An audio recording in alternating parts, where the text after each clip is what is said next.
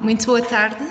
Sejam bem-vindos de novo ao ciclo de webinars às terças, organizado pela Divisão de Cogestão das Áreas Protegidas da Direção Regional de Conservação da Natureza e Florestas do Alentejo, do ICNF. Este webinar está a ser gravado e no final da intervenção da nossa convidada existirá um espaço para os participantes colocarem as questões. Agradecemos que os participantes desliguem as câmaras, porque às vezes, apesar dessa opção não estar ativa, existem algumas pessoas com as câmaras ligadas, portanto pedimos, se possível, que desliguem as vossas câmaras. Hoje teremos uma sessão dedicada ao tema da rede de montados ativos na adaptação às alterações climáticas, uma ação do projeto Live Montado Adapt, que nos surge como uma iniciativa de impulso à adaptação dos montados e das resas do sul da Península Ibérica, um projeto cofinanciado pelo programa LIFE da União Europeia. E a nossa convidada de hoje é a Maria Bastidas, coordenadora do projeto Live Montado Adapt. A nossa convidada é licenciada em Geografia e mestre em Restauro de Ecossistemas. Trabalha desde 2009 na ADPM, onde coordena projetos europeus de cooperação, capacitação, inovação e valorização, ligados à adaptação da agricultura às alterações climáticas, agricultura sustentável, conservação e gestão sustentável de água e de recursos endógenos. Temos então aqui damos as boas-vindas à nossa Maria, a nossa convidada Maria, e pode então começar a partilhar e fazer a sua apresentação. Obrigada. Obrigada, Isa. Muito boa tarde a todos. Espero que estejam todos bem e confortáveis. Vou dar início, vou começar a partilha da minha apresentação. Antes de mais, dar um obrigado ao ICNF pelo convite para estar hoje, para apresentar este projeto no qual também são parceiros e que penso que vai ser interessante, principalmente para os técnicos e proprietários poderem acompanhar. Então, vamos a isto. Como comentou rapidamente a Isa, o projeto Live Montado Adapt é financiado pelo programa LIFE, que é um programa da União Europeia focado em ambiente e agora ação climática. Tem um subprograma que é a adaptação para as alterações climáticas. Foi neste subprograma que o projeto foi candidato, foi aprovado e financiado em 2016. É um projeto financiado 60%, que tem um orçamento próximo aos 3,5 milhões e que foi estendido o seu período de desenvolvimento até junho de 2022. Portanto, estamos na reta final. Temos 16 parceiros, a coordenação é da DPM, a Associação de Defesa do Patrimônio de Mértola. Temos parceiros técnicos como é a UNAC e a Terradrone e a Universidade de Extremadura, que também desenvolve uma atividade científica, junto com o INIAF, a Faculdade de Ciências da Universidade de Lisboa e a Universidade de Évora. E depois temos um conjunto de entidades, quer privadas, quer públicas, quer espanholas, quer portuguesas, que são proprietários de áreas que dentro do projeto constituem-se como áreas piloto e, portanto, áreas demonstrativas. De que se trata o projeto? Tanto como o nome refere, o projeto Live Montado Adapt é um projeto focado no habitat montado ODS, que, como todos sabem, é um sistema multifuncional tradicional, transformado e mantido pelo homem, que incorpora várias, digamos assim, camadas de atividades, como é a agrícola, a pecuária, a florestal e a energética, não é? É um sistema produtivo extensivo de sequeiro por excelência, não é? Que ocupa uma área vastíssima da região do Alentejo, mas também da Península Ibérica, cuja produção florestal está marcada pela cortiça e pela lenha, e agrícola, de âmbito vegetal, pelas searas. Da mesma forma, tem uma componente muito importante, que é a componente pecuária, no qual várias espécies potencialmente coexistem neste sistema. É de referir que o sistema montado, portanto, entendo que muitos de vocês saberão que, além de ser um espaço, portanto, que reúne um conjunto de atividades econômicas, que elas próprias mantêm uma paisagem e sustêm uma economia numa zona rural vasta, como disse anteriormente, é também um espaço, um repositório de uma enorme biodiversidade, e é por isso que é classificado como habitat de interesse a nível europeu, não é? É também, como todos nós sabemos, um espaço que reúne um valor cultural importante, quer pelas práticas que aí ocorrem, mas quer também pelos produtos que fazem parte integrante da cultura gastronômica dos territórios rurais de Portugal. Outro tipo de produto que ocorrem também neste sistema e de atividades é a exploração cinegética. Podem também integrar-se nestes sistemas em pequenas áreas reduzidas com um potencial maior, quer por irrigação, por qualidade de solo, uma produção agrícola, hortícola, plantas aromáticas e medicinais. Portanto, era muito comum que houvesse também este tipo de culturas e de usos de solo desmontados. Cada vez mais é também objeto de desenvolvimento de atividades turísticas, não é? Com base em turismo de natureza, como pode ser a observação de aves, ou a caça fotográfica, ou a pesca desportiva e, evidentemente, também o alojamento rural, não é? Sempre foi e espero que continue a ser também um espaço onde a apicultura se desenvolve, devido à diversidade que o montado também reúne. É também um espaço produtor de frutos, neste âmbito nos referimos principalmente ao pelota e o pinhão, e é também um espaço produtor de recursos florestais não madeiráveis ou não lenhosos, não é? Como são os cogumelos, os frutos silvestres, os espargos, entre outros, não é? Portanto, como vemos, a diversidade do montado e que habita nos montados, que é um tempo próximo, com certeza saberá esta coisa mais facilmente, mas quem está um bocadinho mais afastado, se calhar não conhece esta diversidade e esta riqueza que vale a pena não só divulgar, mas também conservar, como vamos ver a seguir, né? Portanto, este projeto surge porque, lamentavelmente, não está tudo bem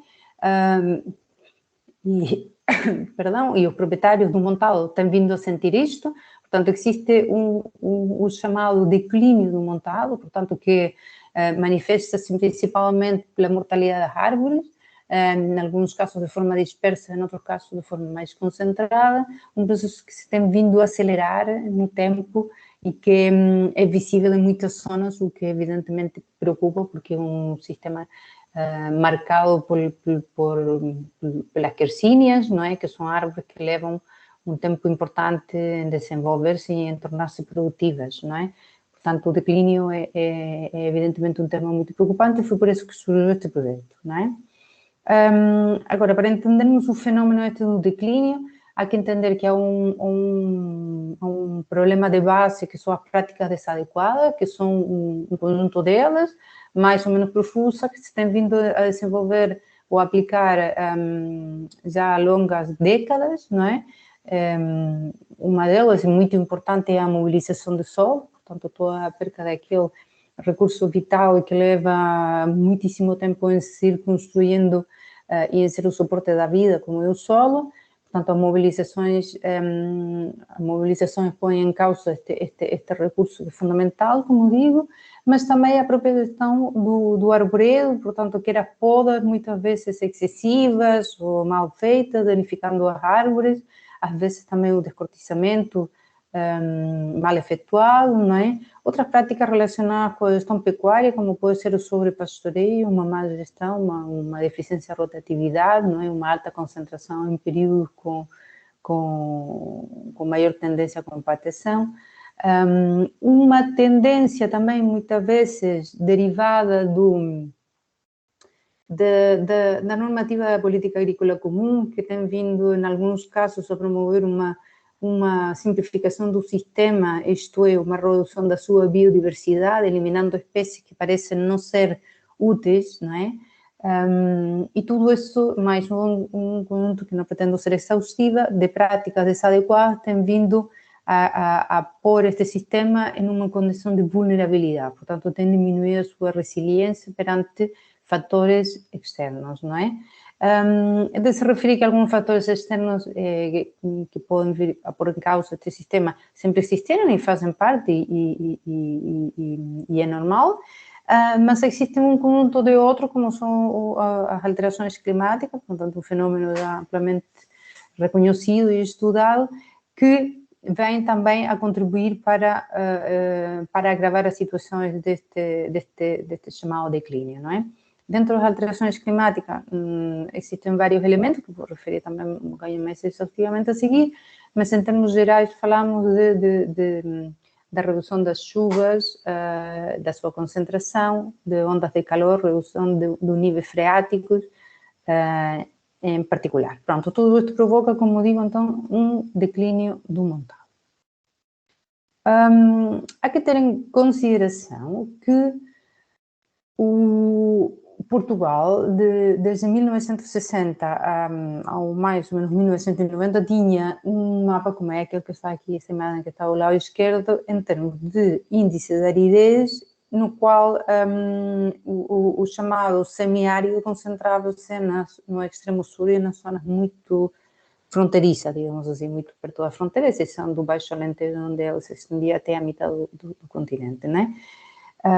Do Portugal continental. No caso do período de 1980 a 2010, portanto, um período de superposição aqui no meio, mas um bocadinho mais próximo das nossas datas atuais, temos que esta zona do semiárido tem-se vindo a expandir visivelmente, chegando até a costa por uma parte e também de forma mais expressiva na região norte. Portanto, já não é única e exclusivamente um problema do sul, do interior, é um problema de importância já ao nível nacional, né? Portanto, isto significa que temos que olhar para a atenção para aquilo que vai ser o nosso futuro e como este vai determinar o nosso atuar, né? No caso da Espanha, porque este projeto decorre nas regiões de Portugal e nas regiões de Extremadura e Andaluzia espanhola, vemos que o chamado zona área, que temos uma zona mesmo deserta na Espanha, não ocupa as regiões que eu acabo de referir, mas o semiárido está visivelmente em fundo representado nestas duas regiões, com algumas exceções das zonas de maior altitude e maior irregularidade orográfica, que permitem ter umas diferenças climáticas, subúmido e, em alguns casos, úmido, né? Mas, pronto, o clima mais abundante, mais expressivo é, de fato, o semiárido, tal como no Alentejo. Se olharmos também para aquilo que tem vindo a ser a média anual da temperatura do ar em Portugal continental, vemos que existe, apesar de que existe uma característica intrínseca, que é esta irregularidade, portanto, estas bolinhas que representam as médias anuais subem e descem com muita facilidade, o que vemos é que existe uma tendência média de aumento, não é? Considerando o tipo de cenário, portanto, mais ou menos pessimista em relação àquilo que são as medidas que se vão a adotar para contornar ou restringir ou não o aquecimento global, poderemos estar a falar, em alguns casos, de aumentos de 3,6 ou 1,8, não é? Em qualquer dos casos, estas temperaturas, apesar de parecerem pequenas, têm umas consequências a nível ecossistêmico importantes, não é? Outro fenómeno importante são as ondas de calor, não é? Portanto, estamos a falar de dias com uma temperatura maior a 5 graus Celsius sobre a média, não é? Com mais de 6 dias consecutivos, não é? Portanto, que se chama uma onda de calor, e esses dias também vão começar a ser maior em número, não é? Isto pode ter consequência para a sobrevivência das pequenas árvores, não é? Entre outros fatores, mas no caso do montado é visível, uma vez que a regeneração é, de facto, uma das estratégias fundamentais para assegurar a sua sustentabilidade, não é? As precipitações, pelo contrário, diminuem, não é? Em alguns casos mais dramáticos, poderá ser uma diminuição de 100 milímetros, não é? O qual é complicado, principalmente nas zonas onde a precipitação já era baixa, não é?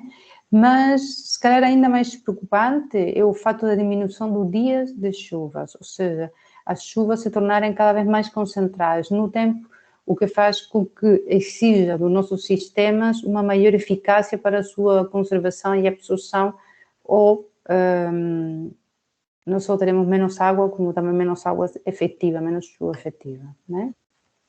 Agora, como toda esta realidade que tem imensas consequências, como nós vemos todos os dias no jornal, quer na subida da água do mar, quer nas cheias, quer em culturas intensivas, etc. E no caso do montado em particular, que o que isto vai provocar, não é? E é muito importante que tenhamos esta noção, da forma de planificarmos uma atuação, pronto, dirigida e coerente, não é?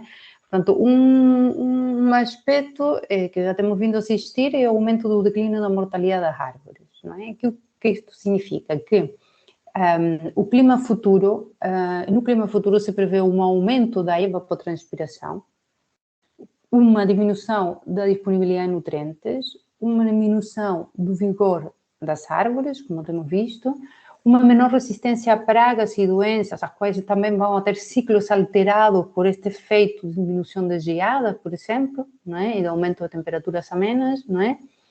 A diminuição da produção de sementes, uma vez que algumas espécies podem não estar adaptadas a este ciclo curto portanto, no fundo, não conseguirem adequar o seu ciclo reprodutivo à curta janela de disponibilidade hídrica, não é? Também pode-se ver uma diminuição da regeneração natural, uma diminuição no armazenamento de carbono e um aumento da mortalidade das árvores por consequência, não é? Ao nível da pastagem, quer da sua produtividade, quer da sua qualidade, também se esperam vários efeitos. Portanto, o aumento da evapotranspiração será fundamental, também uma disponibilidade de nutrientes também para a pastagem, uma diminuição na produção de vegetal neta, não é? Por causa dos dois fatores anteriores, uma diminuição da biodiversidade florística, portanto, algumas das espécies que existiam aqui não terão essas condições para se adaptar a este ciclo mais curto, uma diminuição na produção de sementes, uma diminuição no ciclo de vida, portanto, o ciclo de vida é mais curto e, portanto, tudo isto vai se resumir em uma redução da qualidade da pastagem e, portanto, sua capacidade também para assegurar o sustento animal, não é?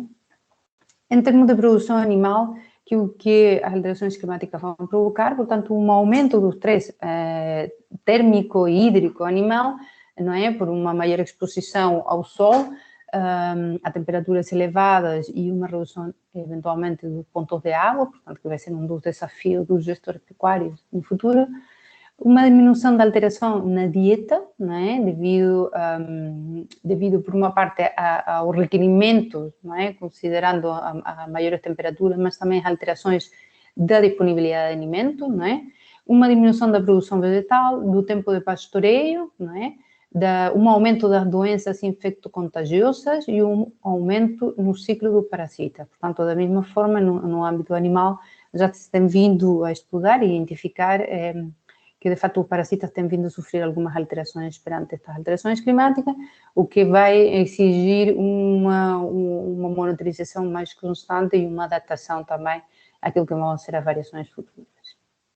Em termos de disponibilidade de água, que, como é evidente, é um fator que vai ser decisivo no futuro, existe, por uma parte, a diminuição da precipitação, do dia de chuva.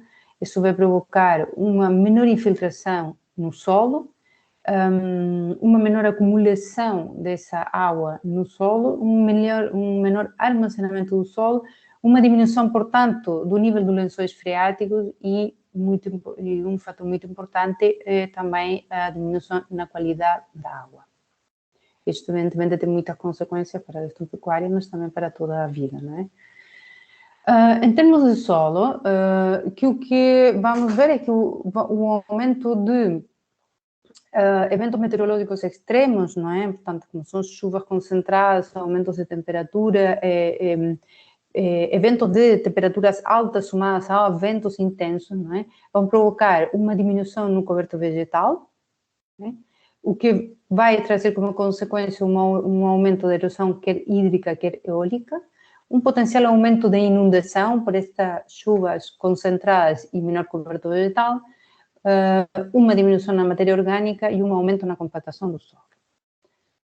Por último, todos estes elementos que o que vão provocar em termos de gestão do montado, não é? Enquanto uma exploração agrícola, não é? Uma diminuição da produtividade, uma maior, aqui é um erro, uma maior dependência ou fatores externos de produção, uma maior oscilação dos mercados, não é? Portanto, desses também fatores externos, uma maior variabilidade nos preços, uma maior incerteza na gestão, não é? O que cria, evidentemente, muito estresse, não é? E, eventualmente, abandono rural.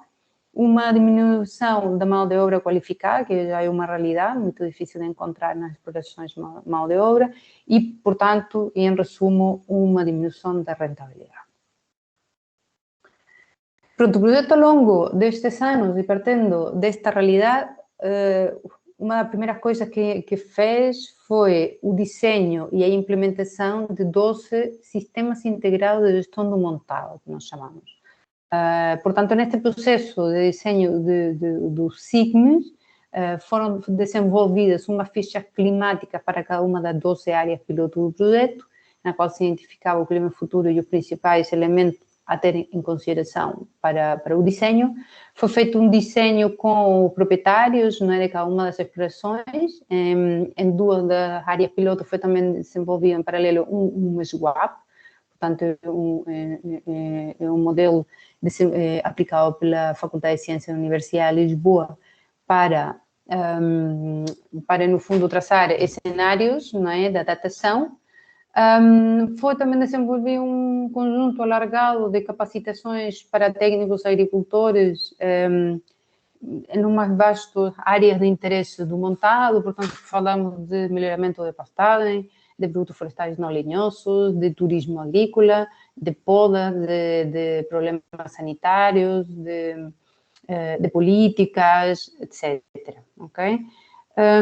Da mesma forma, e sendo um projeto live fundamental, foi feita uma primeira avaliação ambiental no início do projeto e agora já foram finalizadas o segundo período da amostragem. Portanto, na primavera de 2022 vamos poder ter dados em termos do impacto ambiental da aplicação do projeto nas áreas piloto e da mesma forma foi também feita uma análise financeira em cada uma das áreas piloto, onde conseguimos mostrar, no fundo,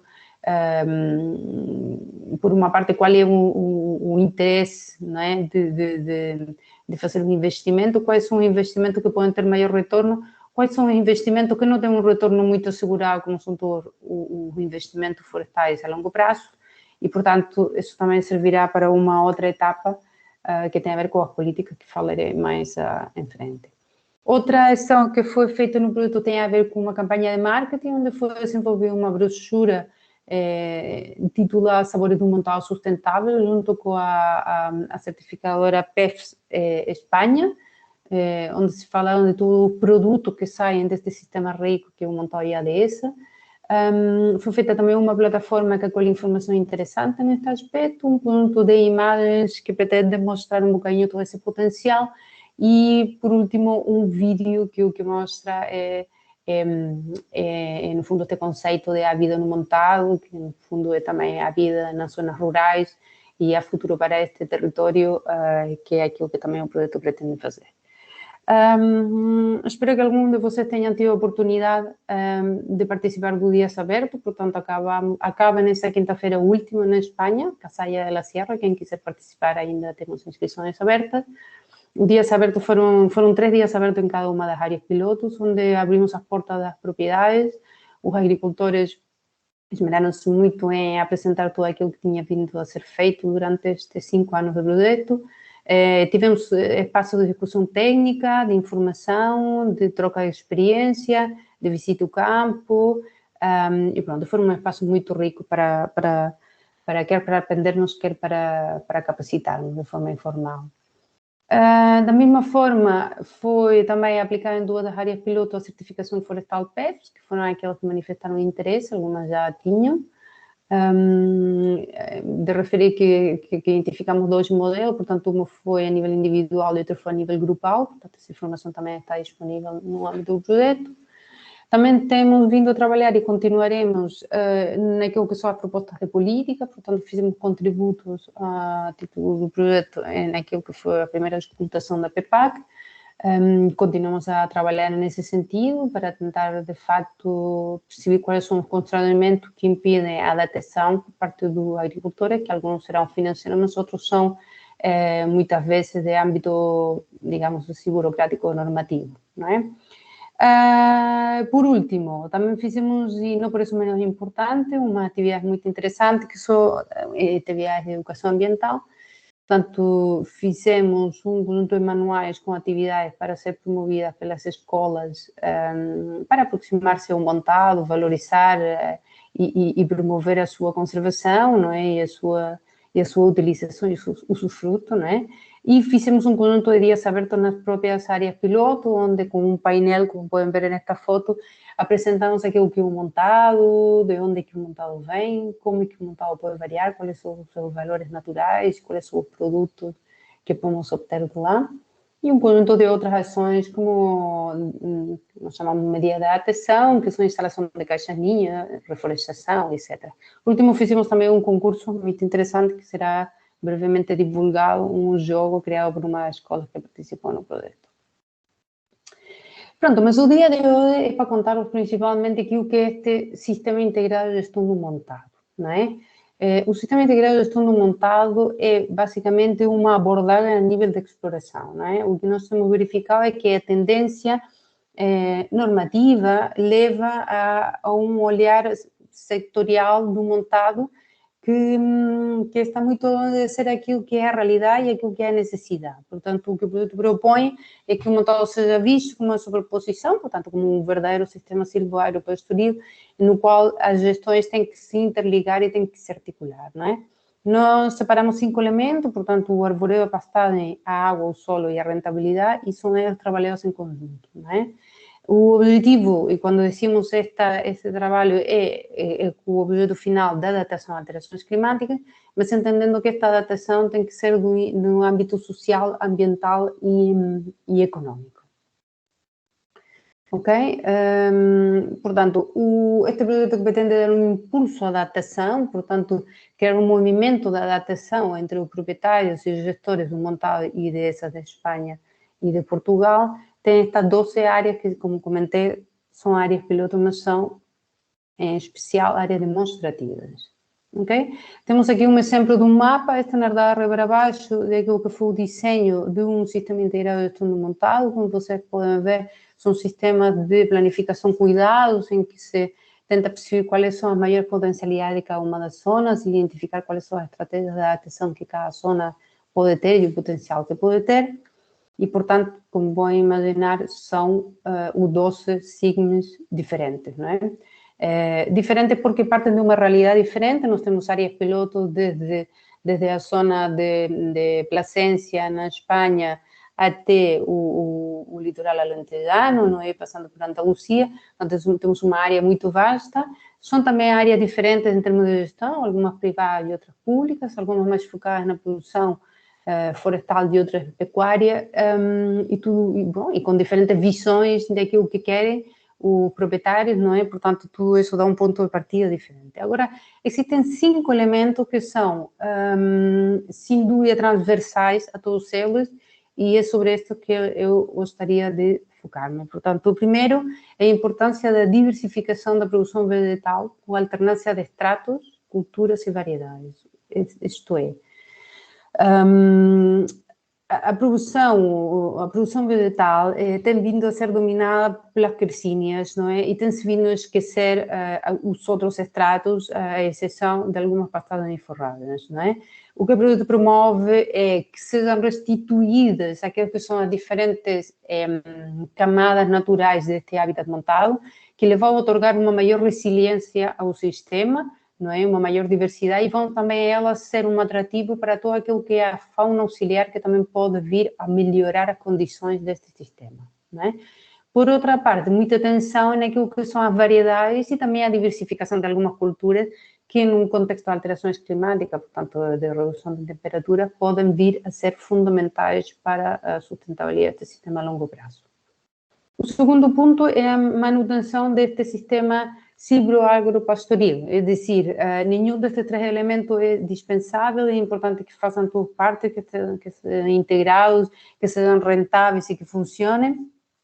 E, por outra parte, é importante que tenhamos noção de que o montado é um sistema a longo prazo, mas que para que as pessoas possam viver dele e, portanto, continuar a gerir este espaço, é preciso que existam produções a médio e, idealmente, a curto prazo, não é?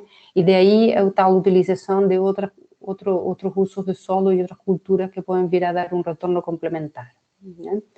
Em terceiro lugar, temos um destaque para o solo e a água, portanto, dois elementos fructuais que têm vindo a ser um bocado negligenciados ao longo do tempo e que serão decisivos no futuro. Portanto, é fundamental trabalhar na fertilidade e na estrutura do solo, quer porque o sustém produtivo, quer porque vai melhorar as condições do sistema como um todo, mas também porque será fundamental para conseguir esse grande objetivo que é conseguir armazenar a água, portanto, fazer uma utilização mais eficiente da água no solo, não é? E isso nos leva ao segundo fator, quando falamos de qualidade e quantidade de água disponível, falamos no solo, falamos na paisagem, falamos nos pontos de armazenamento, falamos de todas as opções possíveis para assegurar este recurso, quer em quantidade, mas também, e muito especialmente, em qualidade.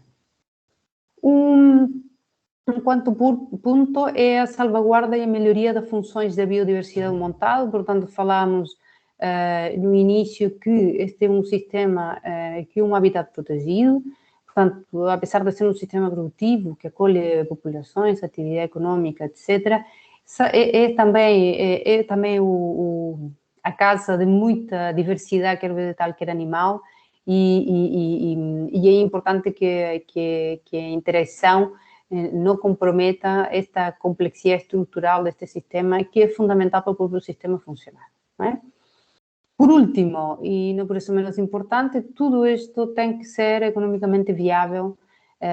Portanto, os agricultores são os fazedores de paisagens, são aqueles que mantêm e asseguram o futuro das zonas rurais, portanto, são aqueles que mantêm o fogo longe das nossas casas e asseguram este cada vez mais reconhecido serviço ecossistêmico, e isso só acontece se eles conseguem viver dignamente com as mesmas oportunidades que tiverem na cidade, né, destes sistemas. Pronto, isto tudo, como é que então se materializa? Se materializa através daquilo que nós definimos como estratégia de adaptação, portanto, para cada um desses 5 elementos que eu falei, arvoredo, gado, água, solo e rentabilidade, temos um conjunto de estratégias de adaptação. E isto se transpõe a aquilo que nós chamamos medida de adaptação. Portanto, quando falamos, por exemplo, do arvoredo, e estamos a falar de que uma estratégia é regenerar o arvoredo, ok? Portanto, que deve ser uma preocupação de qualquer proprietário, de qualquer montado, não é? A regeneração do arvoredo, ou seja, o arvoredo tem que ter por natureza um arvoredo saudável e diversificado em termos de idades, não é? Para que nos permita a longo prazo poder manter a sua rentabilidade. Para isso é preciso identificar várias medidas, não é? Nós temos um grupo que corresponde à proteção da regeneração natural, não é? Portanto, uma delas é a conservação de matos naturais, e aqui gostava eu de dar 2 exemplos. Portanto, é o exemplo da imagem deste webinar, portanto, é uma imagem datada no ICNF, numa das áreas piloto do projeto, onde o que foi feito é a identificação com estaca de matos de interesse, de tal forma de eles serem sinalizados para quando o tratorista com um corta-mato for a reduzir a carga vegetal da parcela, manter-se então aquelas espécies que são de interesse. Portanto, em que medida os matos naturais, aqueles com maior interesse ecológico ou econômico, podem ser conservados, não é? Outro exemplo que eu gostava de destacar é o da Herdade Ribeira Baixo, que ensaiou e implementou no projeto uma estratégia para, no fundo, restaurar uma encosta dominada por estevas. A estratégia consistiu em abrir faixas com corta-mato dentro das estevas este-oeste, de tal forma de criar espaço interessante para depois promover uma sucessão vegetal. E essa sucessão vegetal era acelerada através da plantação de espécies com potencial de se adaptar, e aqui o mato que o que fazia é que tem, no fundo, acaba por ajudar na medida que diminui a velocidade do vento, portanto, serve de abrigo para estas novas plantas e, principalmente, faz sombra, o que é um elemento fundamental, não é? Vai ser fundamental no futuro para o sucesso das pequenas plantas, não é? Todas estas medidas de adaptação que eu vou falar, algumas mais em profundidade, outras não, para não aborrecer-vos, foram implementadas em cada uma não em todas as áreas piloto, mas todas elas foram implementadas e, portanto, temos uma compilação interessante, quer de exemplos, quer de custo, quer de características técnicas, quer de recomendações importantes no projeto, não é? Também podemos falar da proteção de plantas à herbivoria, que é um elemento que é fundamental, portanto, existem várias estratégias. Uma será a exclusão do gado, que evidentemente tem consequências em termos econômicos importantes, mas verifica-se que tem um efeito em termos de regeneração significativo e acelerado, mas também existe outra forma, como é a criação de pequenos bosquetes, quer porque tem condições naturais interessantes, ou quer porque se pode concentrar a plantação, e por ser áreas mais pequenas, são mais baratas, não é? O ser vedado e ter uma rega de apoio, e então são uma estratégia também de regeneração do arboreto interessante. Por último, temos a proteção individual das plantas, a herbivoria, que no projeto também foram testados vários sistemas, alguns mais comerciais, portanto, com valores mais elevados, e outros mais caseiros, digamos assim, mas todos eles fundamentais para compatibilizar, então, a gestão pecuária com a regeneração do arboreto, não é? Também temos exemplos interessantes com o tema da proteção climática, com diferentes tipos de protetores, diferentes alturas, portanto, uma medida a considerar em zonas onde as geadas, em zonas e em espécies onde as geadas podem ser altas, o efeito da temperatura também, etc. Não é? Também temos proteção de plantas nas operações mecânicas, que passa pela sinalização dessas plantas para, no fundo, assegurarmos que não vão ser comprometidas, não é? Outro grupo tem a ver com plantar ou semear, não é? Aqui, apesar de que existem algumas recomendações que podem ser assim um bocadinho gerais, o fato é que elas muitas vezes não são consideradas e vão ser fundamentais. São fundamentais e vão ser cada dia mais no futuro, não é? Uma delas é o tema da utilização de sementes locais.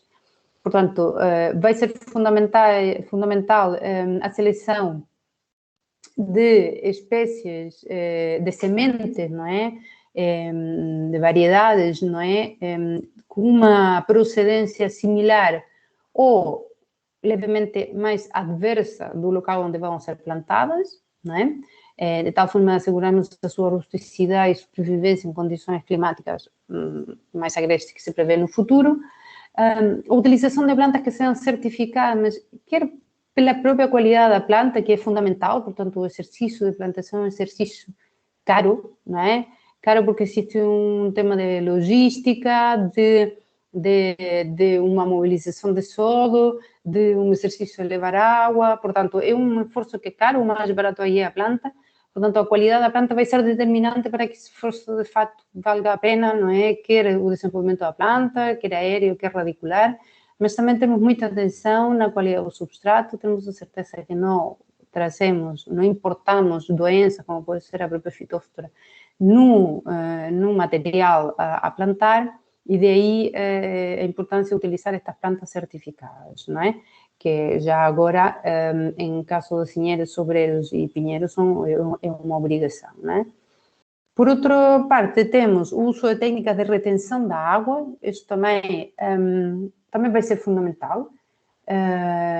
Portanto, o estresse hídrico vai ser determinante no futuro, e já o é, não é? Portanto, por exemplo, o sobreiro é uma espécie que quando pequena, portanto, quando nova, não é? No âmbito da regeneração, gosta muito do ensombramento, portanto, tem clara dificuldade de vingar em zonas muito expostas, em costas viradas ao sul, por exemplo. Mas quem disse isto, quem disse outro conjunto de espécies também de grande interesse. E daí que vai ser muito importante conseguirmos promover técnicas que permitam reter a água na plantação, não é? Estamos a falar de meias-luas, de covas e de proteção da própria zona de plantação, não é? Que é o ponto a seguir. Conservação da umidade do solo, não é? Portanto, a importância de utilização de diferentes materiais para o recobrimento da zona de plantação, não é? De tal forma de assegurarmos que a evaporação é a menor possível e a temperatura é também a menor possível dentro da área de plantação.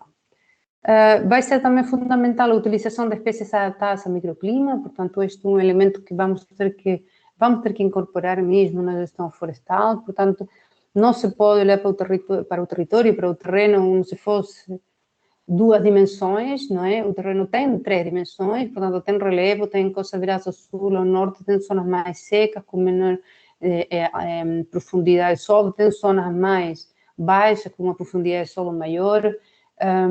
Tem muita realidade que é fundamental que sejam bem escolhidas para que o nosso esforço de plantação tenha o melhor sucesso possível, não é?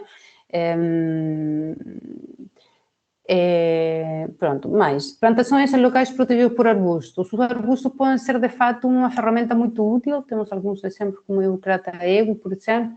Portanto, são espécies com espinhas que podem servir de protetores naturais perante a herbivoria e que permitem também, de uma forma bastante econômica, criar aqui alguma resistência para as plantas.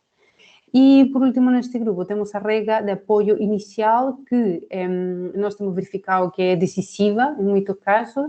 Esta rega em que consiste, nos 2-3 primeiros anos da plantação, as plantas serem apoiadas na altura de maior estresse hídrico, com o débito mínimo possível para elas não morrerem.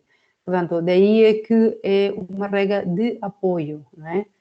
Não estamos a falar de cultura regada, estamos a falar de simplesmente aumentarmos a taxa de sobrevivência, não é? Outro elemento para agora já no grupo de redução da vulnerabilidade do arvoredo é a diversificação de espécies do bosque mediterrâneo, portanto, podemos considerar várias espécies que temos que voltar a abrir a porta dentro de nossas explorações, não é? Porque algumas delas sempre estiveram aí, como podem ser espécies de linhas de água, mas podem ser também madronheiros e outras espécies de pequenos tamanhos e com algum interesse em termos de diversidade. Também temos a promoção da fauna auxiliar, que são elementos importantes. Por uma parte, o tema das caixas ninho e, por outra parte, os hotéis de inseto. São duas estruturas que podem vir a complementar sistemas muito simplificados, não é? Muito limpos, digamos assim, onde estes grupos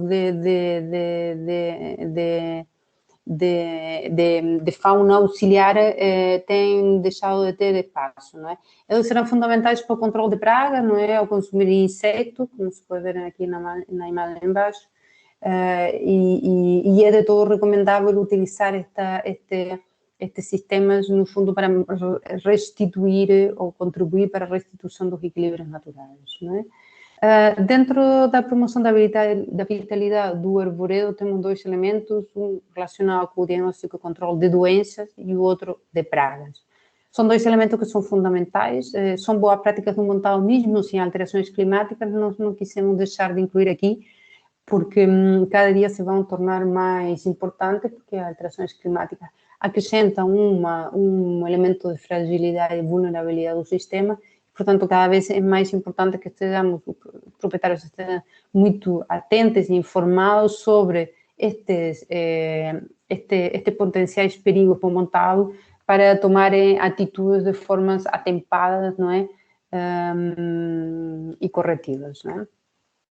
Passamos ao grupo do gado. No gado temos uma primeira parte que é assegurar a qualidade e quantidade da alimentação. Dentro da melhoria da produtividade e qualidade da pastagem, temos a instalação de pastagem permanente biodiversa, portanto, naquelas zonas onde a pastagem já não tem a qualidade que era desejável, normalmente por uma gestão inadequada, é recomendável fazer a instalação de pastagem, uma adequada fertilização, Temos também a possibilidade, e foi testado no projeto, e acho que uma medida muito interessante, que é a instalação de espécies forrageiras lenhosas, portanto, podermos incluir na gestão da paisagem, quer em bosqueta, quer em linhas, em selvas naturais, espécies com interesse forrageiro, de âmbito lenhoso, não é? Que podem complementar a alimentação animal, precisamente na altura de menor disponibilidade de pastos. Temos também a diversificação de fontes de alimentação do gado, que é a transumância muito mais vivida atualmente na Espanha, apesar de que não como foi no passado, né? E um elemento muito importante que é a gestão adaptativa do pastoreio. Portanto, os animais devem pastorear de forma extensiva, não é? Mas eles devem de ser devem de rodar pelo espaço de tal forma de fazer uma utilização eficiente daquilo que são os recursos da pastagem e não reduzir essa qualidade, não comprometer, não provocar problemas na regeneração por excesso em determinadas alturas, e isto significa um conjunto de investimento ligado à criação de cerca que poderão ser fixas ou poderão ser móveis e pontos de água, portanto é um elemento sobre o qual há que trabalhar sem dúvida. Em termos de bem-estar animal, como falei há pouco, o tema de criar sombras e criar pontos de água vai ser muito importante para assegurar este elemento no futuro. E passamos para a água, não é? Na água, a retenção de água, quer em pequenas charcas e barragens nas explorações agrícolas, vai ser fundamental, principalmente por esta ocorrência de grandes de chuvas em períodos muito concentrados, mas não sirve de nada se essa água não é assegurada. Isto quer dizer, se não conseguimos que a água fique no terreno, portanto não seja evaporada, reduzindo a velocidade do vento, a exposição do sol, portanto a evaporação, excluindo o gado de beber diretamente dela, né? Portanto, é importante ter a água, mas de uma gestão ativa, assegurando que ela mantenha a sua qualidade. Uma opção que foi desenvolver no projeto e que deu de fato a uma spin-off, portanto foi criar uma empresa, é a criação de estrutura com base em cortiça que servem para a depuração das águas de barragens de espelhos de águas. Okay? No âmbito do solo, o foco é incrementar a matéria orgânica, a biodiversidade e a fertilidade, e aqui, sem dúvida, uma prática que tem que começar a ser incorporada, e já tem vindo a ser, é a mobilização, a não mobilização do solo, unicamente em situações que seja extremamente necessária, não é? Portanto, remover a vegetação sem remover o solo, não é? A adequação da fertilização é fundamental, quer pelo próprio ecossistema no geral, mas também pela própria economia, portanto, na poupança do ganho nestes sistemas extensivos, não é? A prática de análise de solo, apesar de ser sistemas extensivos, é também importante, não é? E a utilização de culturas melhoradoras de solo, temos aqui um exemplo de uma pastagem com resóbios que mostram, no fundo, o potencial que elas podem ter e é de todo importante considerar estas medidas no futuro, não é? O tema da compactação e erosão é um problema em praticamente todas as áreas piloto, está diretamente relacionado com a redução da matéria vegetal no solo, mas também com estes eventos extremos, e é importante, no fundo, trabalhar neste aspecto. Pronto, mas o objetivo do dia de hoje, além de contar-vos aquilo que o projeto tem vindo a ser, aquilo que temos feito no campo, é endereçar um convite, não é? Estamos nos 5 anos do projeto, o projeto acaba a parte técnica em março do próximo ano, e nesta fase de final, nós chamamos de fase de replicação. O objetivo do projeto é que aquilo que foi aprendido no projeto seja transmitido a outros agricultores, não é? E é por isso que decorreram os dias abertos, e é por isso que temos vindo a trabalhar em um conjunto de materiais que estão brevemente disponíveis. O material que estou a referir é, uma primeira parte, uma plataforma de apoio à tomada de decisão, que foi criada no âmbito do projeto, que tem este aspecto. Portanto, uma plataforma que em 15 dias estará disponível e que o que permitirá é que cada agricultor que esteja interessado em formar parte desta etapa de replicação e formar parte daquilo que nós chamamos rede de montados ativos na adaptação a alterações climáticas, não é? Possa registrar-se aqui, incluir a informação da sua exploração. Cada elemento tem um pequeno inquérito muito simples, como podem ver, que o que nos permite é tentar perceber que recomendações podemos fazer-vos em termos de medida de adaptação, não é? Para cada um destes elementos. E cada uma destas medidas de adaptação vai acompanhada de uma ficha técnica, não é? Portanto, nós temos 41 medidas de adaptação, a plataforma vai identificar-vos, vai fazer uma seleção e identificar alguma delas, não é?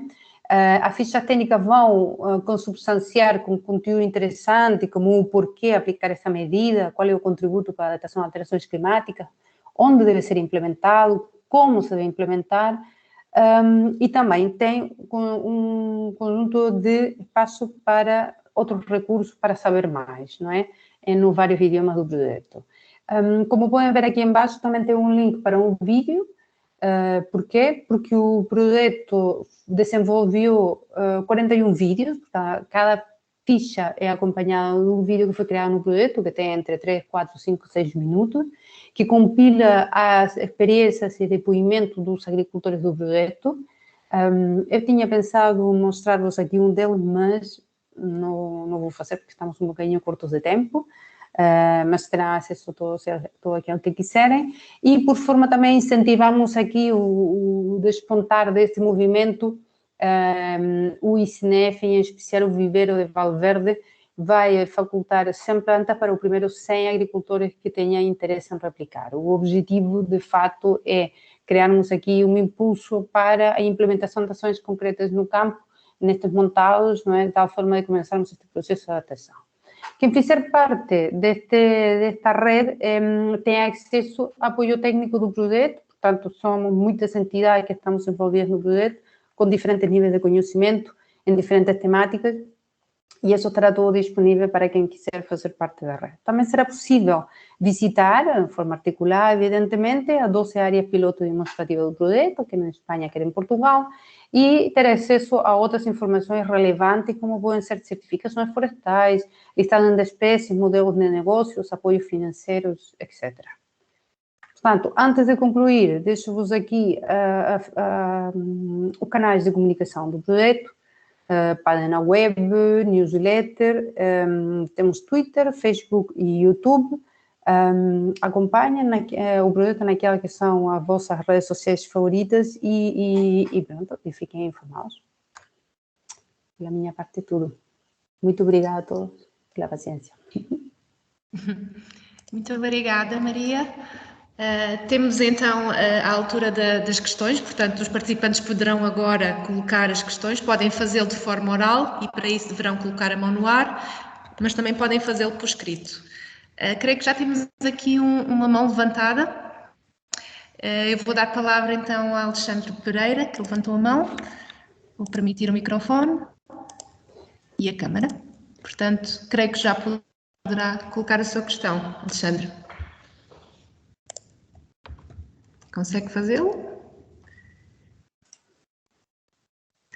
Olá, boa tarde. Boa tarde. Boa tarde. Portanto, eu queria, dar os parabéns a este projeto live do Montado Adapt, porque realmente são medidas que são muito pertinentes e muito responsáveis do ponto de vista da sustentabilidade do montado e de todo, e não só do montado, mas também dos campos em geral, da agricultura em geral no Alentejo e em Espanha. São, portanto, medidas que eu penso que no passado eram realizadas. Muitos agricultores protegiam os pontos de água por causa da qualidade da água e das doenças. Muitos agricultores tinham cuidado com a regeneração natural dos montados, nomeadamente através da proteção com arbustos de algumas zonas de áreas das propriedades. E queria referir que realmente existem já leis que, por isso também, né, por todas essas práticas tradicionais, já existem leis, nomeadamente na legislação portuguesa, que é o que eu conheço, que protegem áreas de montado do sobrepastoreio, que foi uma medida avançada como fator limitante da regeneração do montado, e a questão dos pontos de água, né? Já existe a Diretiva Quadro Lei da Água, nomeadamente a Lei da Água a nível nacional, que nos artigos 20 e 19 tem atividades interditas nas zonas terrestres de proteção das albufeiras de águas públicas, nomeadamente a exploração de instalações pecuárias, inclusive as atividades agrícolas a realizar nas zonas terrestres de proteção de albufeiras públicas não podem implicar significativas mobilizações do solo, nem representar risco para os meios hídricos. Portanto,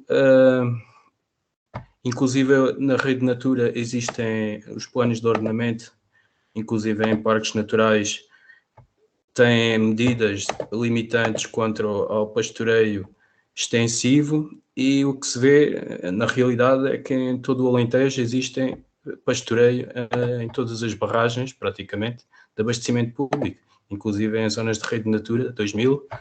Eu sou do Norte Alentejo, sou de Porto Alegre, conheço o caso da albufeira da barragem do Caia, que é também sítio Caia.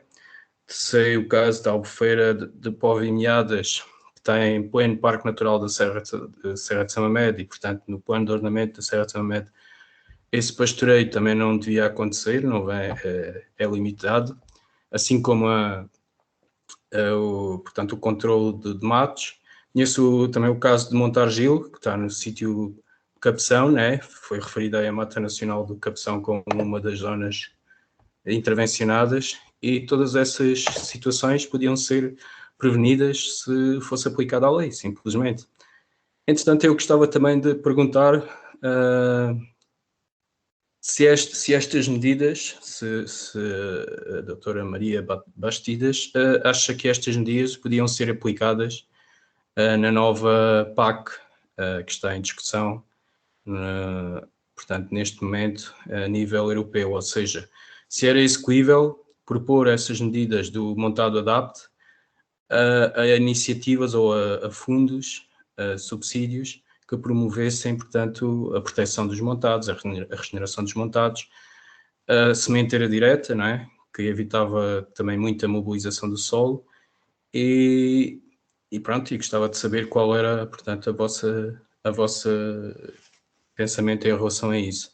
Já agora, eu gostava também de perguntar, além disto, se a mobilização reduzida evita ou não a perda de nutrientes e de umidade no solo, porque a mobilização reduzida é sempre muito subjetivo, não é? Dizer a um agricultor para fazer mobilização reduzida é uma vez por ano, é 2 vezes por ano, eu gostaria de perceber até que ponto é que a mobilização reduzida poderá ou não ser substituída por sementeira direta, por exemplo, e assim ter melhores resultados na proteção de montado. Obrigado. Obrigada, Alexandre. Vou tentar ver se não me esqueci de nada. Mas muito interessante, de facto, o tema. Portanto, o tema da água é um elemento que vai ser cada vez mais falado e é decisivo para o futuro, e vai exigir que exista muita concertação social, não é? Porque a água é escassa, é um bem escasso e todo mundo quer um bocado dela, e vamos ter que saber entender-nos, não é? No âmbito do projeto, aquilo que foi identificado como fundamental é a criação de pontos de abastecimento, que podem ser naturais ou artificiais, e a sua proteção, não é? Portanto, para manter a sua qualidade, não é? Isto o que significa? Que vai ser decisivo no caso das barragens, quer utilização para água pública, quer privada, não é? A exclusão do gado.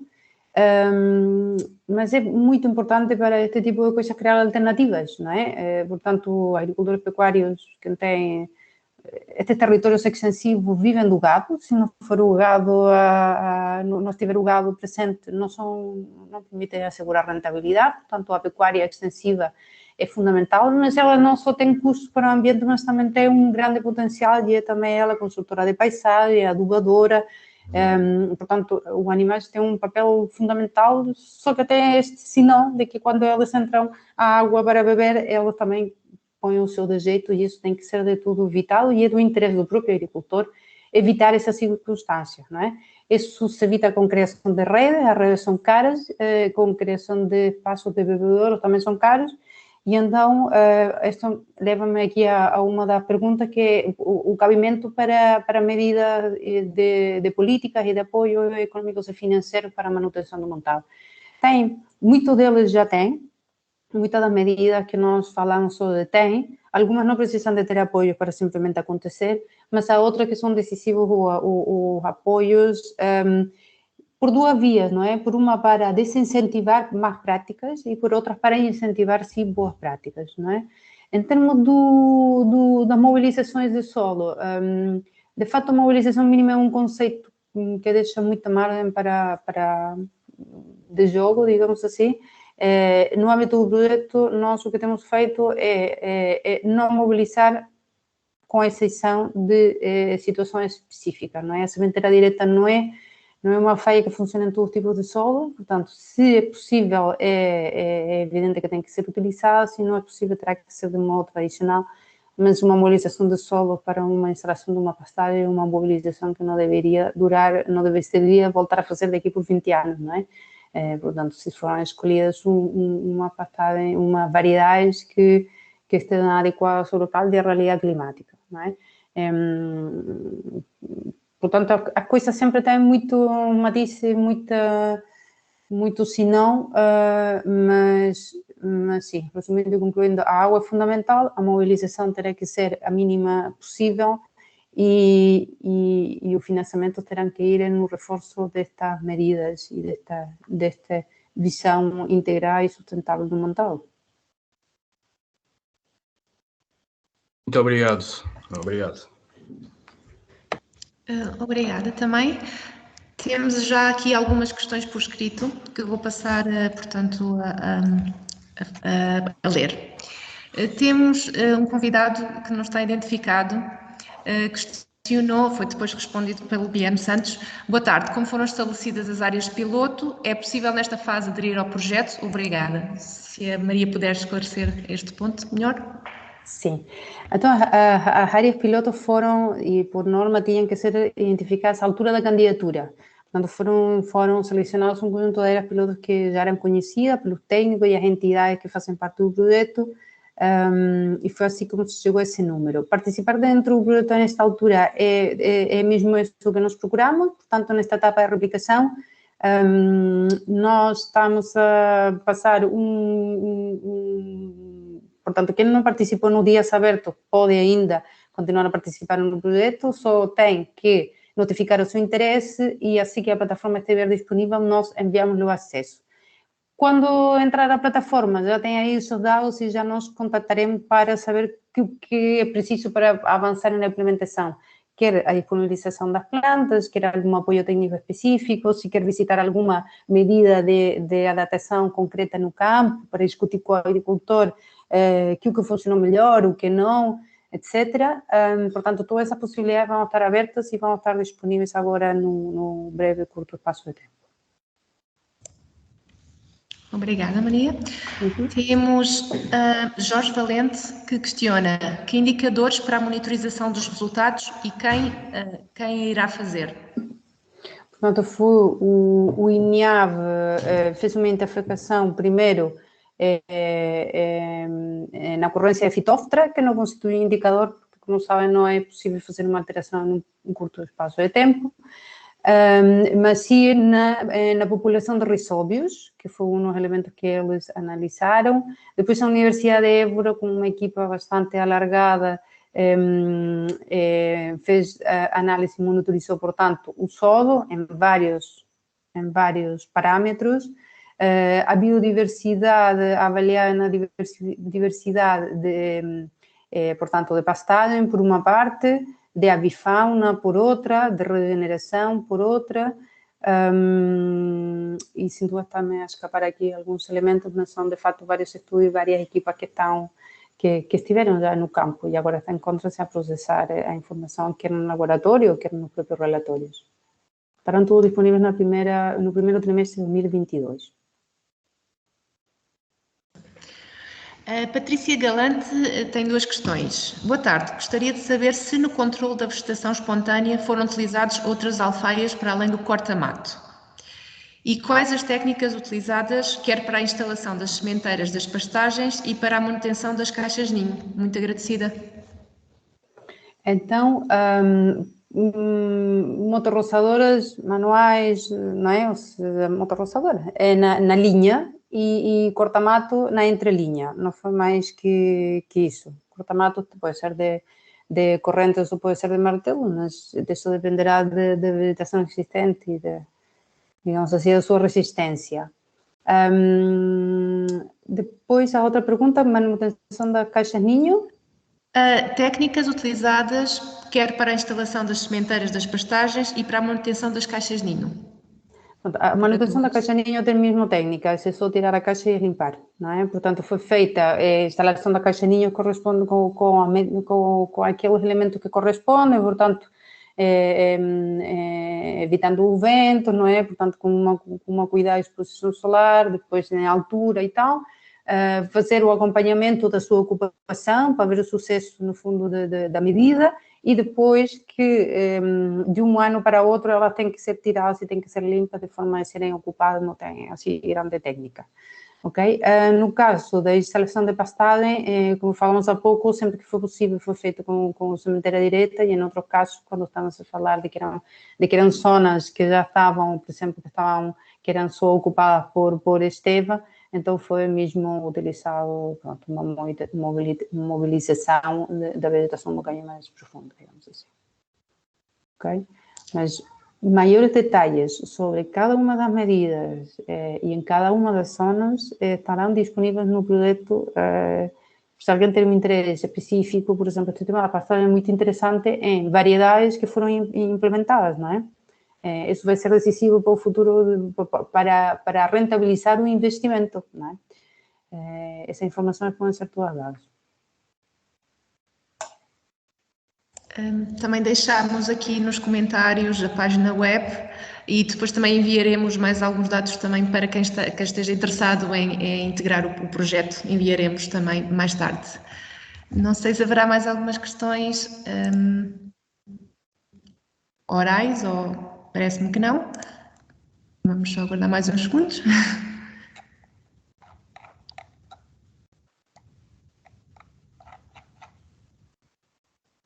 Temos aqui algumas mensagens de agradecimento.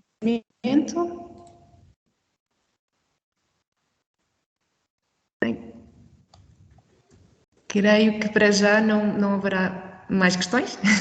Então, resta-nos agradecer a presença da nossa oradora e a participação de todos. E o nosso próximo webinar, que será no dia 26 de outubro, será dedicado à temática das plantas invasoras no Parque Natural da Serra de São Mamede, com Hélia Marchante.